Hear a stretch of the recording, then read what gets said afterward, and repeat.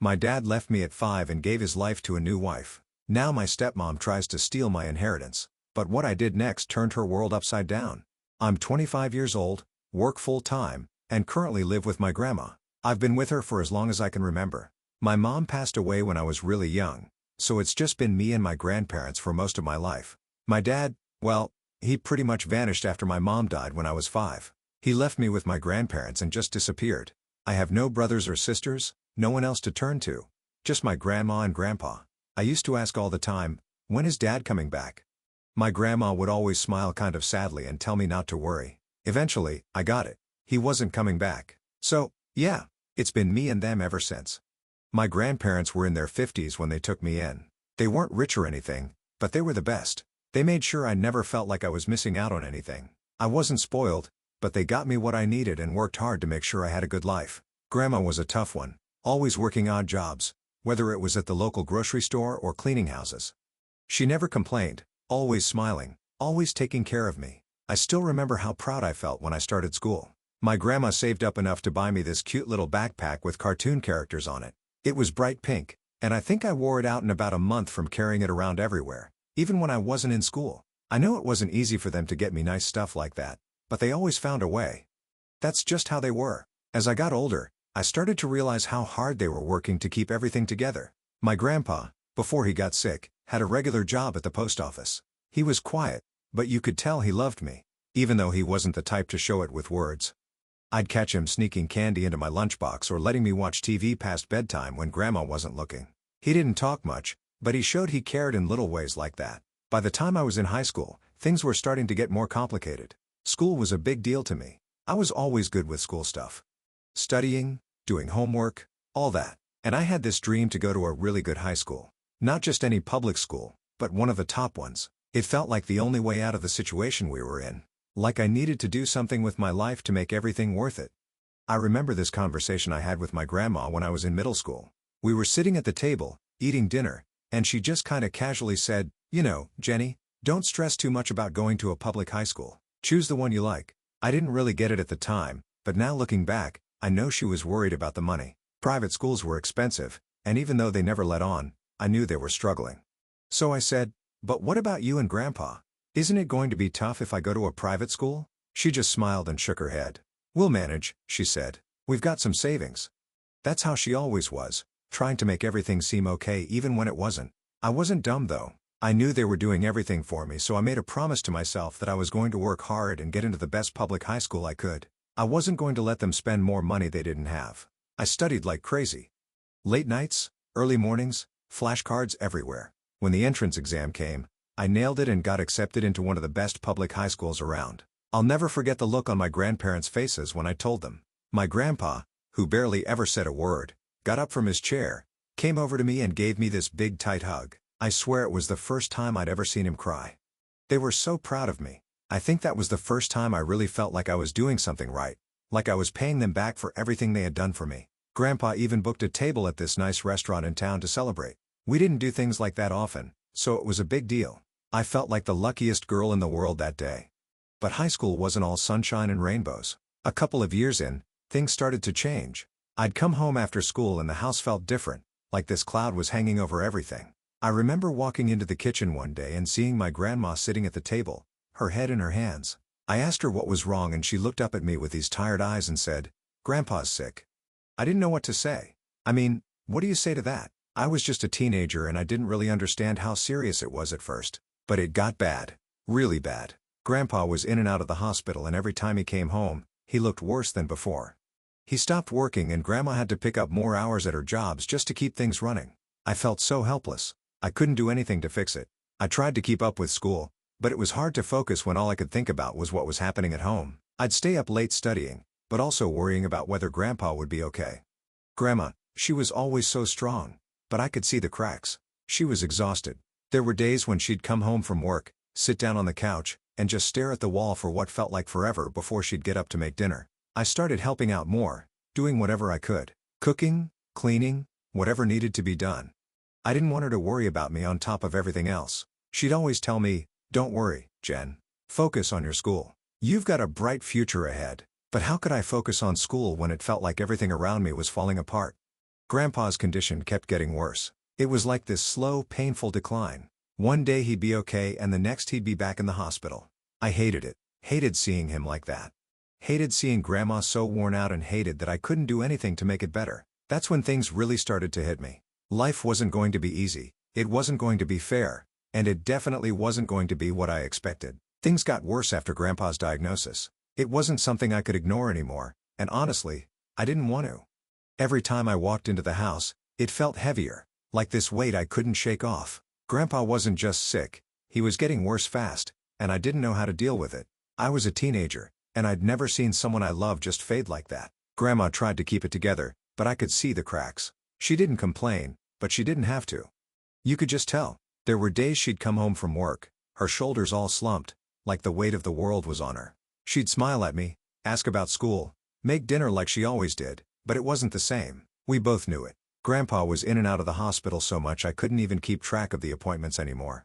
Some days he'd be there for a week, other times just a few days. But each time he came back, he looked worse. It was like watching someone slowly disappear. He used to be this strong, quiet man and now he was weak, tired, and couldn't even get out of bed half the time. It was tough to see. I wanted to help, but what could I do? I was just a kid. Grandma was the one holding everything together, or at least trying to. She started taking on even more part-time jobs. It wasn't just about paying bills anymore. There were hospital costs, medication, everything. Even though Grandpa had insurance, it didn't cover everything. I didn't really understand the financial part of it back then, but I knew we were struggling. I could hear her late at night, talking on the phone with the hospital, trying to figure out payment plans, arguing with them sometimes. I tried to step up and help out more around the house. I'd make dinner if she was late. I'd clean, do laundry, anything I thought might take some of the pressure off. I even got a part-time job at the local store to bring in a little extra cash. It wasn't much, but it was something. But no matter what I did, it didn't feel like enough. And honestly, it wasn't. How could it be? The worst part was seeing Grandpa like that. I'd come home from school and go straight to his room to check on him. Some days he'd be asleep. Other days he'd be sitting up trying to act like everything was fine. He'd tell me stories or try to crack a joke, but even that was fading. There was this one day I'll never forget. I walked into his room and he looked up at me with this weak smile and said, "Jenny, I'm sorry." I didn't know what to say. Sorry for what? For being sick? For not being able to be the grandpa I remembered? I just sat there with him holding his hand, not knowing what to say because nothing I could say would fix it. As time went on, things just kept getting harder. Grandpa had retired by then and it was all on Grandma to keep us afloat. I could see how tired she was, but she never let on. She'd say, "Don't worry, Jenny, I'm fine." But she wasn't. She was running herself into the ground and I knew it. There were days when she'd come home from work and I could tell she'd been crying, but she'd never admit it. That wasn't her style. And then there was the hospital. It felt like every other day there was some new complication with Grandpa's health. The doctors would explain things to me, but I didn't understand half of it. I just knew it wasn't good. One night, Grandma and I went to visit him and he was hooked up to all these machines. He was barely awake and when he saw us he tried to smile but he couldn't. That's when it hit me. Like really hit me that he wasn't going to get better. I didn't know how to deal with that. How do you prepare yourself for losing someone you've lived with your whole life? Someone who's been there every day even if they weren't the loud talkative type. I felt like I was losing my whole foundation. I'd go to school trying to focus, trying to act like everything was normal, but it wasn't. My friends didn't really get it. They'd ask, "How's your grandpa?" And I'd just say, "He's okay," because what else could I say? No one my age was dealing with this stuff. They were worried about grades or what they were doing over the weekend, and here I was worrying about whether my grandpa would make it through the night. Grandma started talking about applying for assistance from the government. We'd always been able to manage, but now we needed help. I didn't know much about how that worked, but I could tell she didn't want to do it. She was proud, and asking for help wasn't in her nature, but we didn't have a choice. I remember the day she went to the city office to apply. She came home with this big stack of papers, all these forms she had to fill out, and I could see the frustration in her eyes. "It's confusing," she said, sitting at the table, staring at all the paperwork. I sat down with her and helped as much as I could, but it felt overwhelming. Eventually, we got through it and a few weeks later, we got the approval. I thought that would make things easier, but it didn't. It just made everything feel more real. We were now officially on assistance and that felt like a loss in itself. As Grandpa's condition got worse, I could see the toll it was taking on Grandma. She was still working, still doing everything she could, but it wasn't enough. It never was. There was one night after Grandpa had another bad episode where she just broke down. I'd never seen her like that. She sat at the kitchen table, her hands covering her face, and just cried. I didn't know what to do. I wanted to comfort her, to tell her everything would be okay, but I couldn't because I didn't believe that myself. We were running on empty, and it felt like no matter how hard we tried, we were just sinking deeper. I was scared, scared for Grandpa, scared for Grandma, and honestly scared for myself. What would happen if we lost him? How would we manage? I had all these questions swirling around in my head and no answers. Then, one day, after Grandpa had been in the hospital for a few days, we got the call. I don't remember who answered it, but I remember the silence that followed. The kind of silence where you just know something bad has happened. Grandpa had passed away. I didn't cry at first. I just stood there numb, like my brain couldn't process it. He was gone just like that. And everything we'd been holding on to, all the hope that maybe he'd get better, was gone too. That night, Grandma sat with me on the couch. She didn't say much, just held my hand. And for the first time in a long time, I felt like a kid again. A scared, lost kid who didn't know what the future held. After Grandpa passed, everything felt strange. The house was too quiet, too empty. He had been sick for a while, but somehow we always hoped he'd come home again. When that didn't happen, I think both Grandma and I just felt kind of lost. It's not like we talked about it or anything, but the way we moved around the house, avoiding certain rooms, staying busy, it was obvious. I threw myself into work. I graduated high school by then and had to put off college to help out at home. There was no way I was going to leave Grandma alone, especially not after everything she'd done for me. So I found a full-time job at a local store. It wasn't glamorous, but it paid the bills, and that's what we needed at the time. Grandma, though, she was the one I worried about. She didn't complain. She never did, but I could see how tired she was. She was still working her part-time jobs even after everything, and I knew she felt guilty. One day, I came home from work and found her sitting at the kitchen table, staring at a stack of bills like they were about to jump up and bite her. I sat down across from her. "What's wrong?" I asked, even though I knew the answer. She just sighed and shook her head. "It's these bills, Jenny. We're managing, but barely. I'm just so tired." I didn't know what to say. I mean, I was tired too, but I wasn't going to say that. I had to step up. "Don't worry, Grandma. I'm working full-time now, remember? We'll get through this." She gave me a small smile, but it didn't reach her eyes. "You're too young to be worrying about bills. This isn't the life I wanted for you." That hit me hard. I could tell she felt guilty, like she'd somehow failed me, but I didn't see it that way. She and Grandpa had raised me, given me everything they could, and now it was my turn to help. I wasn't going to let her carry all that guilt. "Grandma, you did everything for me. I wouldn't be where I am without you, and Grandpa don't think for a second this is your fault." She nodded, but I could tell she wasn't convinced. After that, I made it my mission to work harder, take on more shifts, do whatever I could to make sure she didn't have to worry so much. It wasn't easy, but it was what I had to do. A few months went by and things started to settle into a routine: work, bills, sleep, repeat. It wasn't much of a life, but it was ours. Then one day, out of nowhere, we got a phone call. It was weird because nobody ever called us. I answered, and on the other end was this woman I didn't recognize. "Hello, is this Jennifer?" she asked. "Yeah, who's this?" There was a pause and then she said, "I'm your father's wife." My stomach dropped. My father? I hadn't heard from him in 20 years. And now all of a sudden his wife was calling me. I didn't even know he was married. "Okay," I said slowly, not sure what to expect. "I'm sorry to tell you this, but your father passed away in a car accident." I didn't feel anything. I mean, what was I supposed to feel? The guy had abandoned me when I was a kid, and now I was supposed to care that he was dead? "I see," I said, trying to keep my voice steady. She kept talking, but I barely listened. Something about the accident, the funeral, blah, blah. It wasn't until she said something about inheritance that I snapped back to attention. "Inheritance?" I repeated. "Yes," she said, and I could hear the tension in her voice.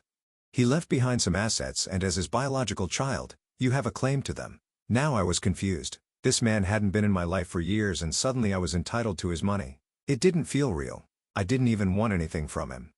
Why would I? But then she said something that really rubbed me the wrong way. "Would you consider giving up your inheritance rights? It would make things easier for us. I mean, for me. We don't have any kids and your claim complicates things." I couldn't believe it. She didn't even try to hide what this was about. It wasn't about my father's memory or closure or anything like that. It was about money, and not for me, but for her. She wanted me to just walk away, pretend like I didn't exist so she could have it all to herself. "No," I said firmly. There was a pause. "No, that's right," I said, my voice stronger now. "I'm not giving up anything. I didn't even know about this inheritance, but now that I do, I'm not just going to give it up because it's convenient for you. She didn't like that answer. But you didn't even have a relationship with him. What difference does it make to you? That hit a nerve. You're right, I said. I didn't have a relationship with him. He left me with my grandparents and disappeared, but that doesn't mean I don't deserve what's rightfully mine. I could hear her fuming on the other end of the line. This isn't fair, she muttered. I don't care if it's fair to you, I snapped. He was my father, whether he acted like it or not, and I have a right to whatever he left behind. She hung up after that. I sat there for a few minutes trying to process what had just happened. I hadn't thought about my father in years, and now, all of a sudden, his death was bringing all this drama into my life. I told Grandma about the call and she wasn't surprised. I always knew your father was selfish, she said. But this, trying to take everything for herself, that's low even for him. We decided to consult a lawyer just to make sure we knew what we were getting into. I wasn't sure how much money we were talking about, but it didn't matter. I wasn't going to back down, not after everything we'd been through. I wasn't about to let some stranger, someone who didn't even know me, take something that for once was supposed to be mine. After the phone call with my dad's wife, things escalated fast. It wasn't just about my inheritance claim anymore. It became this weird battle between me, someone who hadn't even seen her father in over 2 decades, and his second wife who clearly wanted everything for herself. I wasn't trying to be greedy, but the way she came at me demanding I give up my rights without even a proper conversation rubbed me the wrong way. So I dug my heels in. The first thing I did after talking to Grandma was call the family lawyer. He was actually a cousin of ours and I'd only met him a few times growing up, but Grandma swore by him. She called him a straight shooter, which basically meant he didn't mess around with nonsense. I liked that. I didn't want drama. I just wanted to know what my rights were and where I stood in all of this. I sat down with him a few days later and he went through everything with me. My dad had left behind a decent amount of assets, some savings, property, a few investments here and there. It wasn't like he was rolling in it, but it was more than I expected from someone who had basically ghosted me for most of my life. The part that got me was how much of this was a surprise. I knew nothing about his life after he left. The lawyer said the second wife had been living pretty well. And now that my dad was gone, she wanted to hold on to everything. So what do? I asked the lawyer, sitting in his stuffy office, feeling a little out of place. I didn't know anything about legal stuff, especially something like inheritance. I mean, this wasn't exactly something we learned about in school. Well, he said, adjusting his glasses and looking through some papers, you have a claim to half of your father's assets as his biological child. You're entitled to that unless you choose to waive your rights. I shook my head. I'm not waiving anything. He smiled a little. I didn't think so, but the other side, meaning your father's wife, is likely to contest it. This could get messy. I didn't really care if it got messy. I wasn't going to let her bully me out of what was mine. But I had to think of Grandma too.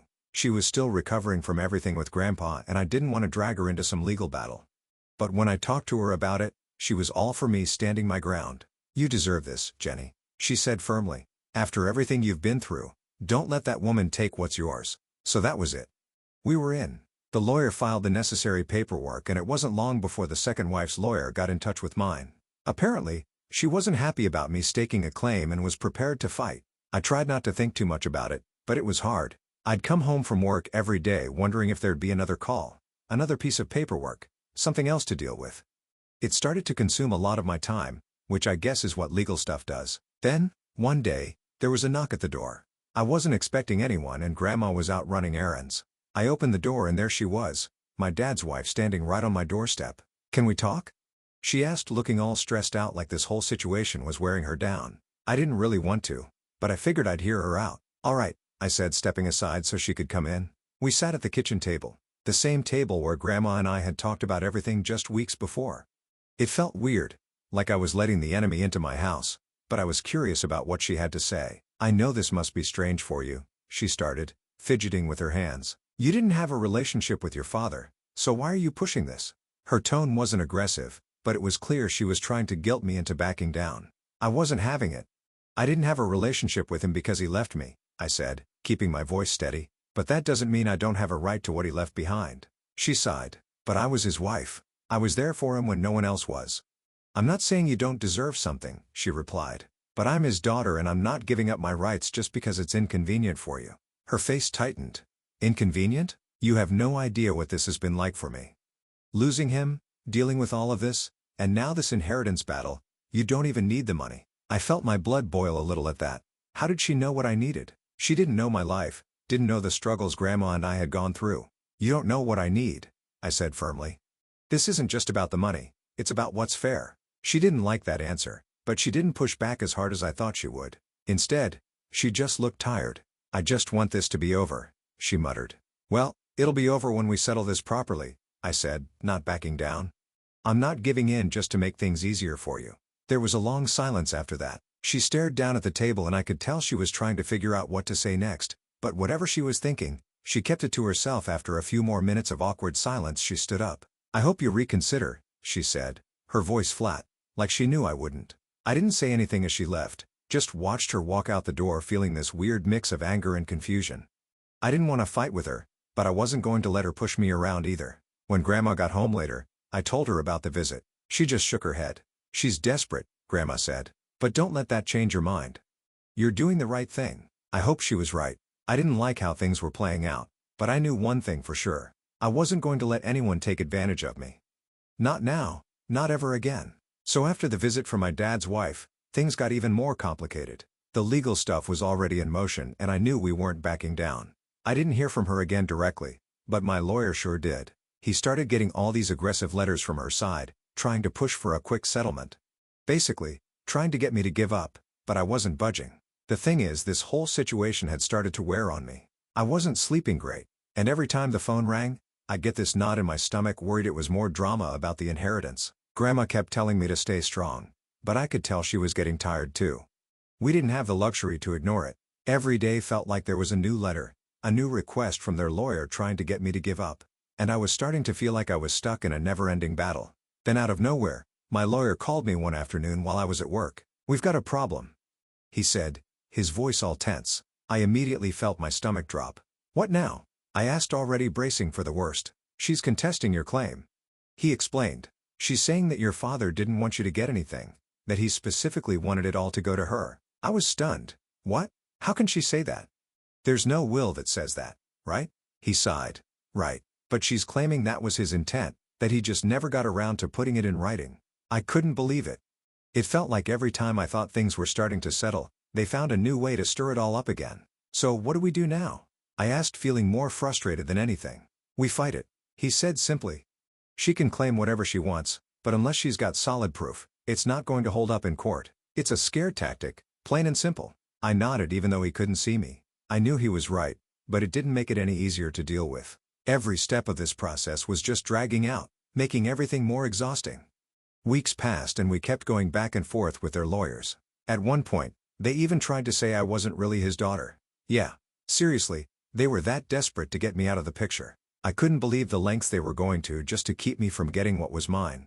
I remember sitting down with Grandma one night feeling completely drained. "I don't even know why I'm doing this anymore," I told her, slumping down on the couch. Grandma gave me this look like she knew exactly how I was feeling. "You're doing this because it's the right thing," she said, her voice firm. "Don't let them bully you out of what's yours. Your father might not have been in your life, but that doesn't mean you don't deserve your share." She was right, but it was hard to keep that in mind when it felt like the fight was never going to end. Still, I kept going. We filed responses, showed up to meetings, and basically just kept pushing forward. Then one day I got a call from my lawyer that changed everything. "They're offering a settlement," he said, his tone surprised. "A settlement?" I repeated, not quite believing it. "What kind of settlement?" "They're offering to split everything 50-50. No further contest," he explained. "They'll drop all their claims and you'll get half of the estate." I sat there stunned. After all the fighting, all the back and forth, they were finally willing to settle. I didn't know what to say at first. Part of me felt like maybe I should have kept pushing. Maybe I should have held out for more, but the other part of me was just relieved that this might finally be over. "What do you think?" I asked him. "I think it's a fair offer," he said. "It's what you were entitled to from the start, and it's better than dragging this through court for another year." I nodded. "Okay, let's take it." When I told Grandma about the settlement, she looked relieved too. "I'm proud of you," she said, smiling at me. "You stood your ground. That's what matters." And just like that, it was over. The paperwork was filed and within a few weeks, the estate was officially divided. I didn't feel the rush of victory or triumph that I thought I might. It was more like this quiet relief, like a weight I'd been carrying around for months had finally been lifted. We got our share and it was enough to take care of the bills, put some savings away, and finally let Grandma retire from all those part-time jobs she'd been working. That was the best part of all of this. She didn't have to struggle anymore, and for the first time in a long time, I felt like things were going to be okay. I thought a lot about my dad after everything was settled. Part of me still couldn't believe how things had played out. He wasn't a part of my life, hadn't been there for me or Grandma, but in the end, he'd left something behind. Maybe it wasn't intentional. Maybe he never meant for me to get anything, but it didn't really matter anymore. I had my life and I had my family. My real family. The ones who had always been there for me. When I looked at Grandma finally resting after years of hard work, I knew we had made the right choice. It wasn't about the money, not really. It was about standing up for ourselves and not letting anyone take advantage of us. My dad's wife might have wanted it all, but in the end, we got what we deserved. And that was enough for me. It's funny how things change after everything calms down. After all the drama with the inheritance was finally over, life kind of just moved on. I thought I'd feel different. Like I'd have this big moment where I'd finally be able to relax and breathe. And I did sort of, but not in the way I expected. After we got our share of the inheritance, I focused on making sure Grandma was taken care of. That was always the goal, really. I wanted her to be comfortable, to not have to worry about money or bills or any of that anymore. She'd worked so hard her whole life, especially after Grandpa got sick, and now she didn't have to anymore. That alone made all the stress and fights worth it. But honestly, once everything settled, I found myself feeling kind of empty. It's weird, right? I'd spent so much time fighting, pushing through all the lawyer stuff, and thinking about my dad and his wife that when it was all done, I didn't really know what to do with myself. I guess part of me had always been waiting for some kind of closure. Like maybe I'd get some answers about why my dad left, or what his life had been like after he disappeared. But none of that ever came. There was no big revelation, no final piece of the puzzle that made everything make sense. He was just gone and that was that. One day Grandma and I were sitting on the porch just watching the sun go down. It was one of those quiet moments where neither of us said much, but I knew we were both thinking about everything that had happened. "You did good, Jenny," she said out of nowhere, her voice soft but firm. I looked over at her and smiled. "Thanks, Grandma." She nodded and then said something I didn't expect. "It's time for you to start thinking about yourself now. You've been taking care of everyone else for so long, but you've got a whole life ahead of you." I didn't really know what to say to that. She was right, of course. I had spent so much time worrying about everyone else, I hadn't really stopped to think about what I wanted. But now for the first time, I felt like maybe I could.